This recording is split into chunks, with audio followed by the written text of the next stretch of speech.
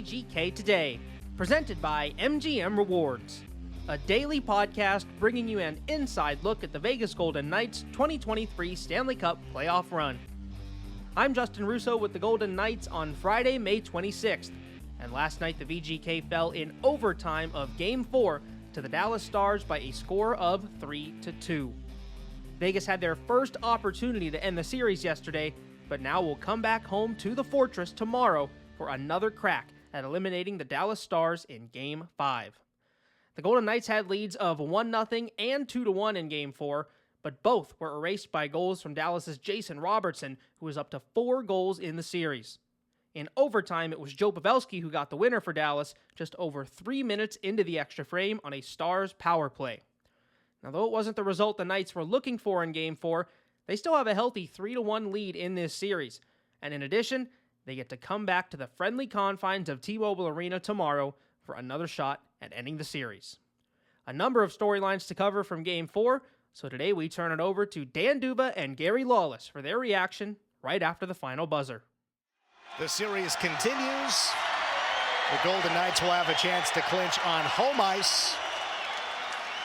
In the 9 series they have clinched prior, 2 were in the Edmonton bubble. We throw those out. 4 have been on the road, including all 3 in 2018 in Edmonton earlier this year. 3 times they have clinched at T-Mobile Arena against Minnesota and Colorado in 2021 and against Winnipeg. This has been a terrific run for the Golden Knights. 5 consecutive wins coming into this one. The Stars, having lost 3 in a row. In the regular season, they lost 3 consecutive games only twice. The first time, all 3 were in overtime back in January. Then they had a 5-game losing streak. They were 0-3-2 in mid-February. And they had not lost consecutive games here in the playoffs, but now they have, in regulation, now they have halted their 3-game skid. They have won on home ice to extend the series, but they are still trailing in the series 3-1. They got goals from the players that you needed to step up in the absence of Evgeny Dadonov and also, of course, their captain, Jamie Benn. They get 2 from Jason Robertson, who has 4 goals in the series. Hints again. Saucer's a hard pass for Heiskanen. He shoots, tipped at the side of the goal, and a save. Rebound, they score! Tie game. Hill had made an initial save to his left, but he could not secure it. Jason Robertson slams it into the vacated goal. Going after the puck, Domi tracks it down, feeds left, and a shot hits the post! Rebound goes right side, Hakanpää, his shot save. Bouncing around to the left wing side, in the middle of drive, wide, rebound, they score! It is Robertson. He ties it, second of the day, 2-2 game. 2:39 to go in the second. After getting only 2 in the previous 2 rounds, 46 in the regular season. And then, of course, Joe Pavelski. If you had to pick somebody on the Stars side, even though he hadn't scored in the series, I think a lot of people would have guessed Joe Pavelski. And across the line, a tie-up, a diving centering pass out in front, sliding save, and it goes behind. Hill sprawls out, now in the middle, extra pass, a shot, they score! Pavelski! Stars win in overtime. Joe Pavelski, the veteran. The Stars say we don't need another hero. Pavelski's 4th career overtime playoff goal. Well, just the opportunity for Pete DeBoer to throw those guys over the boards with a player down. Their power play was tremendous against Minnesota in their opening round. Real good against Seattle, and then it cooled off a little bit in this series. But 2 goals on the man advantage tonight, 1 goal on the man advantage in the last game, and Golden Knights got to stay in the box.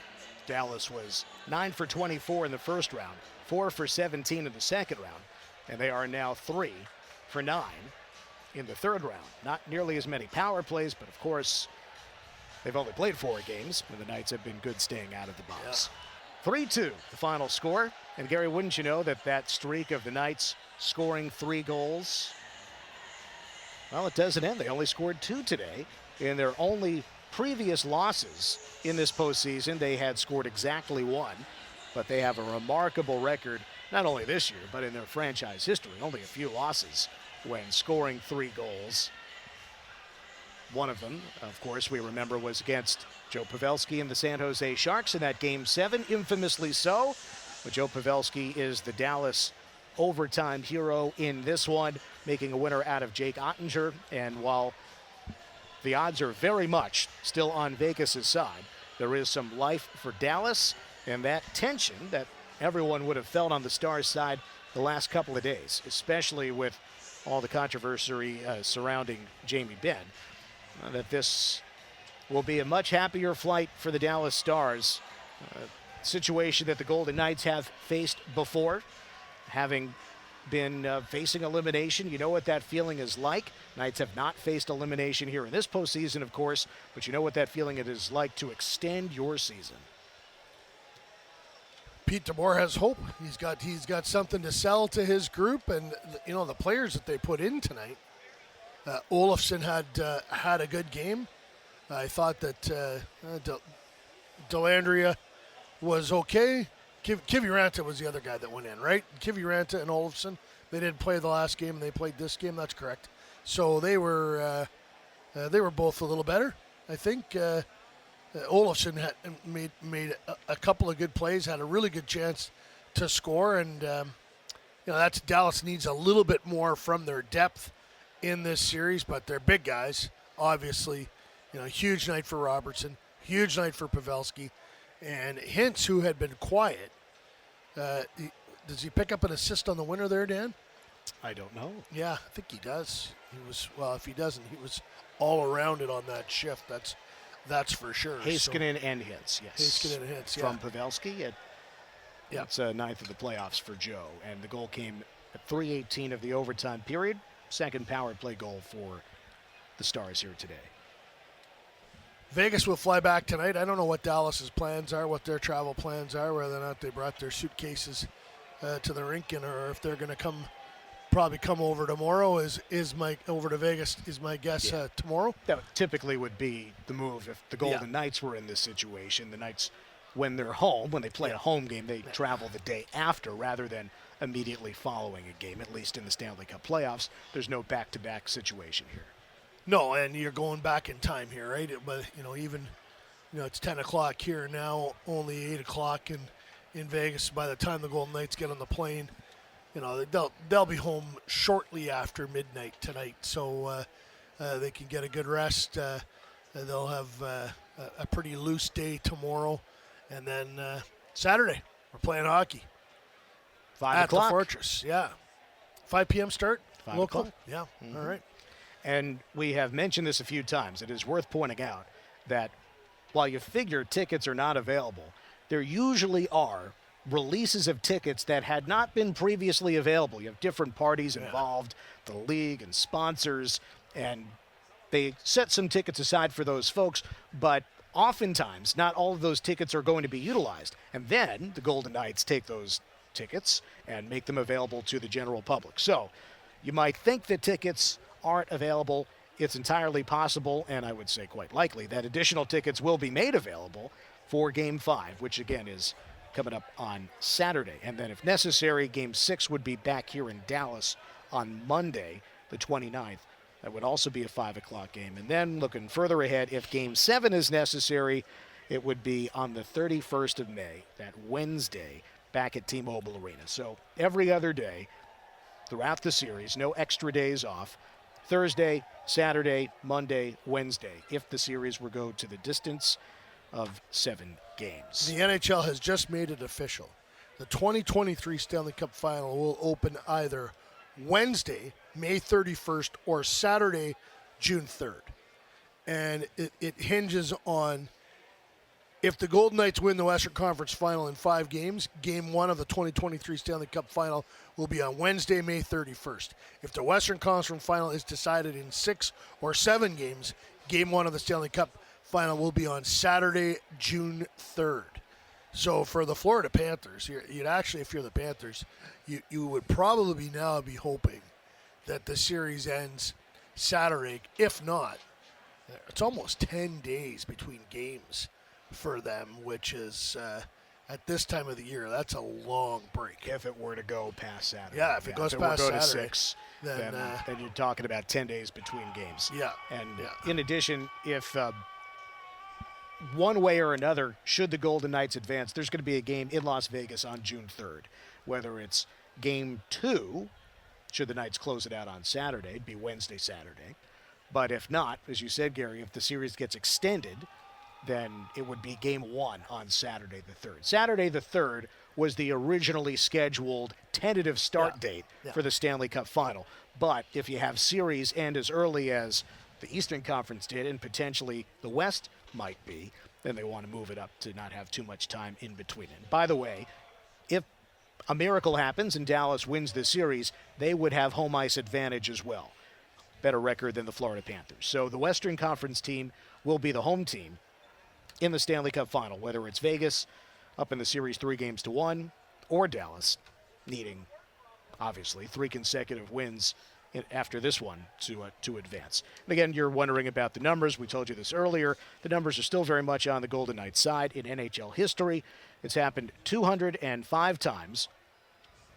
Team with a 3-0 series lead and a 201-4 record. 98% when a team takes a 3-0 series lead.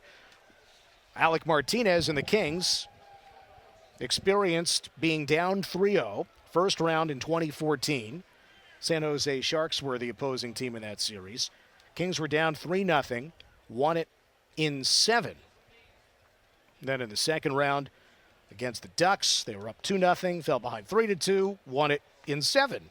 Then in the third round against the Blackhawks, down 1-0, up 3-1. They tied the series 3-3 and then won it in 7. That was the memorable Game 7 Alec Martinez overtime winner.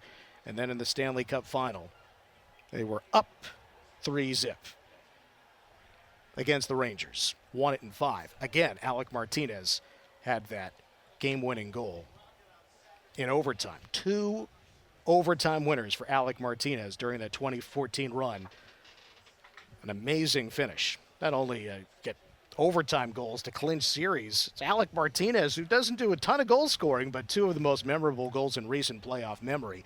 But that was a team that was down 3-0 in the first round against San Jose, and they went to 7 games in the first, second, and third round before closing it out in the Stanley Cup Final in 5 games. The messaging will have already started in both dressing rooms. The Golden Knights will be talking about, this was that fourth win is the hardest one to win. There's a reason why we built a 3-0 lead. Now we have to take advantage of it. We've used one of our credits. But we get another chance here. Bruce Cassidy said it really well prior to Game 6 in the Edmonton series. Jay Woodcroft was positioning that the pressure was all on the Golden Knights in Game 6, and Bruce's response to that was, well, either way, we're going back to Vegas to play a hockey game. Either to play Game 7 in that series or to play Game 1 of this series. It turned out it was Game 1. So, and Bruce could have said the exact same thing today. Either way, that we're going home to Vegas to play a hockey game. So they are 5 p.m. at the Fortress. So that's an interesting time. That gives you an opportunity to get down early and enjoy all the activations around Toshiba Square. And then after the game, the game, if it doesn't go to overtime, 5 games over at 7:30, you can go and have a nice dinner on the Strip. So come early, stay late, as Golden Knights president Kerry Bubolz always likes to remind us. Right. Get there early with all the traffic problems, of course. Again, the final score here in overtime, Dallas Stars 3, Golden Knights 2. They win Game 4, forcing a Game 5 in Vegas on Saturday. One more historical note. Not the first time Pete DeBoer has coached a team to an overtime win in the playoffs on this date. 11 years ago today, Game 6. Devils, Rangers, overtime. Adam Henrique, it's over, sending the Devils to the 2012 Stanley Cup Final. Pete DeBoer's first year as the head coach of the Devils. They would lose to Alec Martinez, Jonathan Quick, and the LA Kings. I was in the building when the Kings won that game.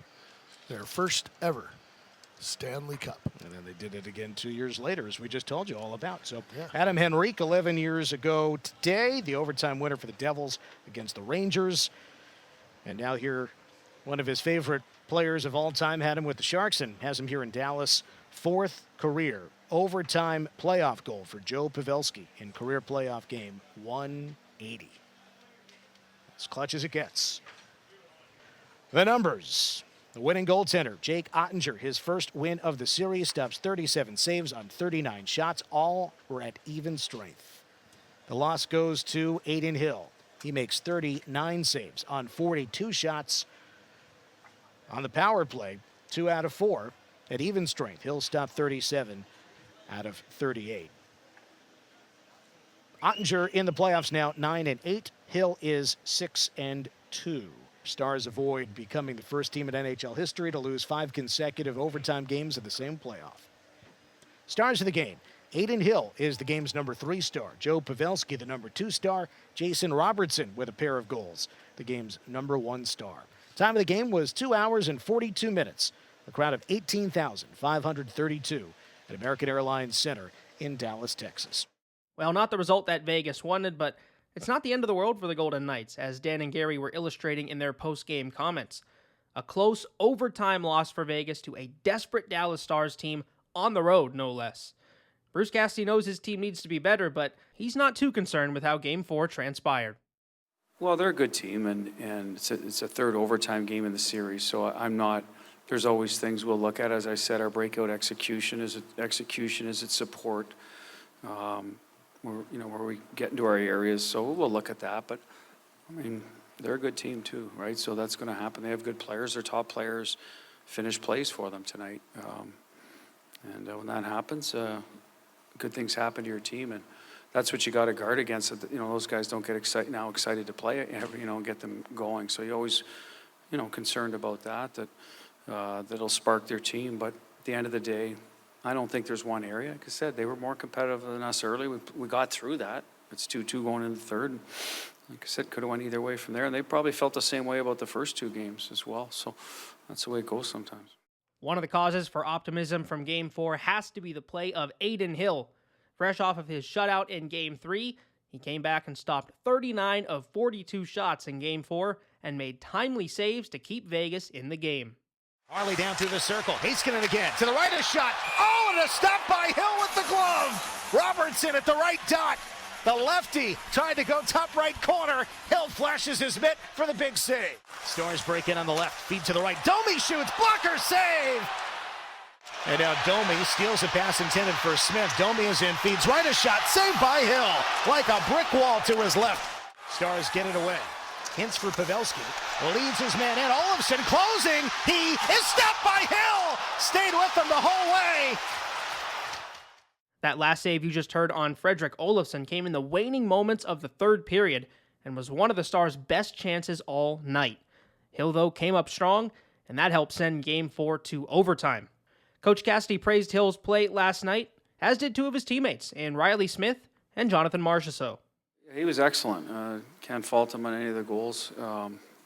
Did a real nice job for us. Timely saves, especially early on. I stuff around the front of the net. I thought he was doing a good job with, and I thought Ottinger was good for them too. He made some big saves and key moments for them where we could have extended leads, and that's what you need from your goalie. So I think both guys were very good tonight. We didn't unfortunately get to test them in overtime, and they did. Yeah, he's awesome. He's really calm and collected back there. So we couldn't be more confident having him as our last line of defense, and he's done a great job. So he's a big reason why we're here. We give them way too many chances. I thought Halsey made unbelievable save all along the game, and it's not fair to. He's been so good for us. It's not fair to let him like that in that situation. So yeah, we learn from it. Tomorrow at 12 o'clock, tomorrow's a new day. Wake up and get ready for game 5. So the Golden Knights looking to turn the page to Game 5 and attempt to finish the series tomorrow. As you heard Dan mention earlier, expect some holds to be released on tickets to Game 5, which means there will likely still be an opportunity for you to grab tickets to tomorrow's game and cheer on the Knights as they look to win the Western Conference Final. Go to VegasGoldenKnights.com for tickets, and we hope to see you at the Fortress tomorrow.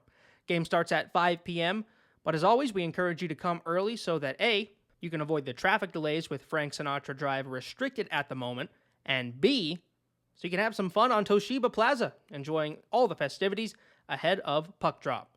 So again, head to VegasGoldenKnights.com for tickets to tomorrow's Game 5 of the Western Conference Final. Before we head out, I'll remind you to subscribe wherever you get your podcasts so you don't miss a moment of the team's quest for the Stanley Cup right here on VGK Today. Tomorrow, Darren Millard joins us as we prepare for Game 5 of the Western Conference Final between the Vegas Golden Knights and the Dallas Stars. Justin Russo signing off for episode 40 of VGK Today, presented by MGM Rewards.